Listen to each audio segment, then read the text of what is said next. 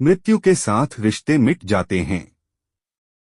एक बार देवर्षि नारद अपने शिष्य तुम्बरु के साथ मृत्युलोक का भ्रमण कर रहे थे। गर्मियों के दिन थे। गर्मी की वजह से वह पीपल के पेड़ की छाया में जा बैठे। इतने में एक कसाई वहां से 25-30 बकरों को लेकर गुजरा। उसमें से एक बकरा एक दुकान पर चढ़कर मोठ खाने लपक पड़ा। उस दुकान पर नाम लिखा था शगालचंद सेठ। दुकानदार का बकरे पर ध्यान जाते ही उसने बकरे के कान पकड़कर 2-4 घूंसे मार दिए। बकरा मैं करने लगा और उसके मुंह में से सारे मोठ गिर गए। फिर कसाई को बकरा पकड़ाते हुए कहा, जब इस बकरे को तू हलाल करेगा तो इसकी मुंडी मेरे को देना, क्योंकि यह मेरे मोठ खा गया है। देवर्षि नारद ने जरा सा ध्यान लगाकर देखा और जोर जोर से हंसने लगे। तब तुम्बरु पूछा, गुरुदेव आप क्यों हंस रहे हैं? उस बकरे को जब घूंसे पड़ रहे थे तब तो आप दुहखी हो गए थे, किंतु ध्यान करने के बाद आप हंस पड़े। इस हंसी का क्या रहस्य है?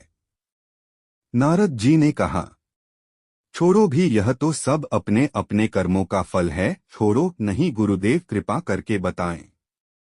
अच्छा सुनो, इस दुकान पर जो नाम लिखा है शगालचंद सेठ, वह शगालचंद सेठ स्वयं यह बकरे की योनि में जन्म लेकर आया है और यह दुकानदार शगालचंद सेठ का ही पुत्र है। सेठ मरकर बकरा बना और इस दुकान से अपना पुराना संबंध समझकर इस पर मोठ खाने गया।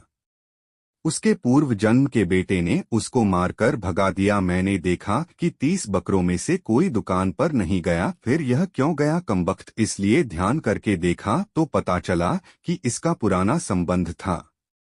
जिस बेटे के लिए शगालचंद सेठ ने इतनी मेहनत की थी, इतना कमाया था, वही बेटा मोठ के 4 दाने भी नहीं खाने देता और खा भी लिए हैं तो कसाई से मुंडी मांग रहा है, अपने ही बाप की। नारद जी कहते हैं, इसलिए कर्म की गति और मनुष्य के मोह पर मुझे हंसी आ रही है। अपने अपने कर्मों के फल तो प्रत्येक प्राणी को भोगने ही पड़ते हैं और इस जन्म के रिश्ते नाते मृत्यु के साथ ही मिट जाते हैं। कोई काम नहीं आता, काम आता है तो वह है सिर्फ भगवान का नाम।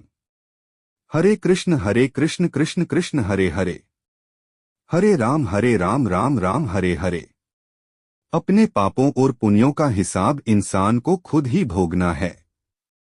इसलिए भक्तों, मरने के बाद इस संसार से कोई नाता नहीं रहता, केवल अपने कर्म फल ही शेष रहते हैं। शतहस्त समाहर सहस्त्रहस्त संकीर्ण। सैकड़ों हाथों से इकट्ठा करो मगर हजारों हाथों से बांटो।